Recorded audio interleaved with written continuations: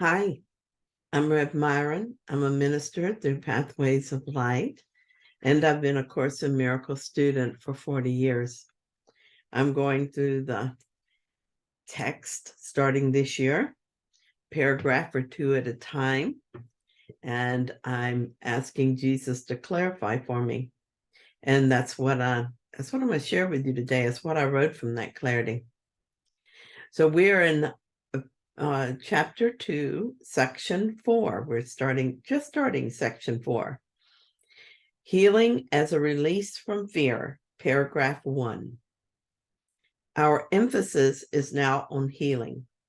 The miracle is a means, the atonement is a principle, and healing is a result. To speak of a miracle of healing is to combine two orders of reality inappropriately. Healing is not a miracle. The atonement, or the final miracle, is a remedy, and any type of healing is the result.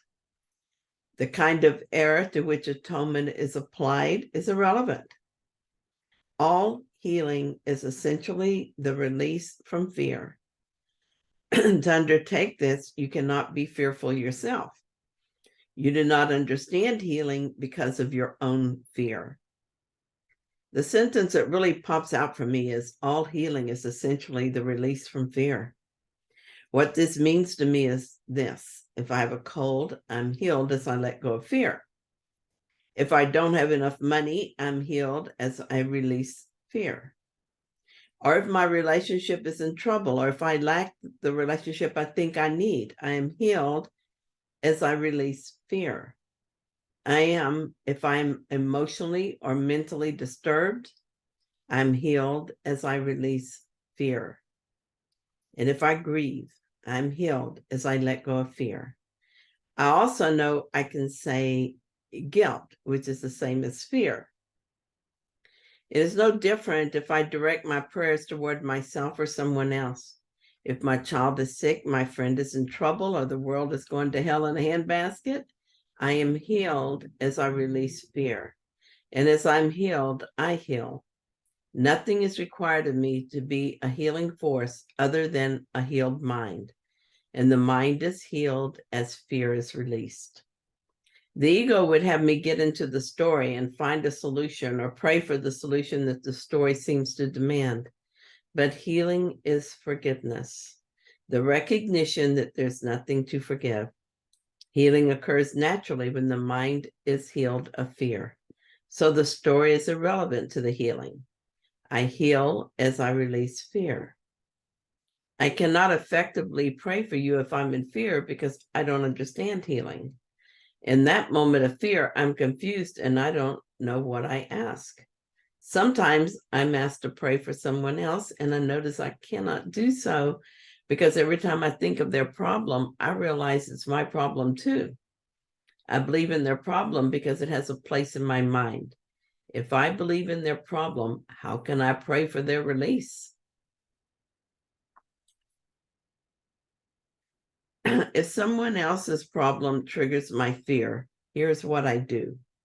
I acknowledge the fear. I give the Holy Spirit all my willingness to release that fear and ask for his help. I rest in the certainty that healing always occurs to the degree I'm willing to accept it. I repeat as needed, however many times that is. Each time I repeat, I become more willing to allow healing. When my fear has been released, I know that the other has been healed as well. And my certainty is my prayer. One of the things I've noticed is that when I acknowledge the fear in my own mind and give my willingness to be healed, the ego offers me guilt for having had the fear to begin with. I start the day by rejoicing in my sinless mind, but then sometimes I'm tempted by fear. The ego voice says something like this: I don't deserve healing. It's hopeless. The ego then offers many scenarios to prove I have so much to fear. This is ego's job. It is a fear monger, and it writes stories endlessly. It writes stories. Now I have a choice. I can fall into this old trap and follow the stories in my mind and get deeper and deeper into fear and guilt. Or I can acknowledge the guilt and fear in my mind once again and again ask for help in releasing them. Jesus has said he will not take our fear from us, but he says this: you should ask instead for help in the conditions that have brought the fear about. I accept that fear and guilt have deep roots in my mind and that it may take patient repetition to achieve my release from their grip. Another thing I've noticed is that this can be a simple, matter-of-fact process, or it can be frustrating and painful. The thing that decides which way it goes for me is judgment. If I judge myself for what I find in my mind, or if I judge myself for how long it takes to let it go, then I will suffer.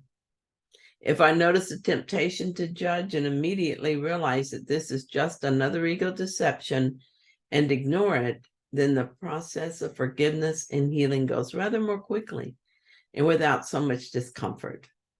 A prayer I often uses, I acknowledge my thoughts without judgment. And here's another thing that I've noticed. The longer I practice this, the easier it is and the shorter my forays into fear. But if I follow a fear story, there will always be another and another and another. Very quickly, I will have lost sight of my objective and will be lost in the stories. So if I catch the story quickly and nip it in the bud, the process goes much faster and without the suffering that has been part of it in the past. Jesus, my brother, you understand temptation because you experienced it in your own mind. You also know that it can be let go because you did it. I think of you standing on the hill and the ego offering you the world. I know that feeling too. The ego offers me the world I made, and the price is fear and guilt. Just accept its stories of fear and guilt, and I can keep my illusory story going on and believing in it. Please, today, brother, lend me your strength and help me as I, like you, make my choice. Thank you. And thanks to you for joining me in reading today, and I hope you enjoyed it. And if it was helpful, then please like it. And if you haven't yet, please subscribe. And by the way, thanks to all of you who have subscribed. I very much appreciate it. I'll be back tomorrow with another reading. See you then.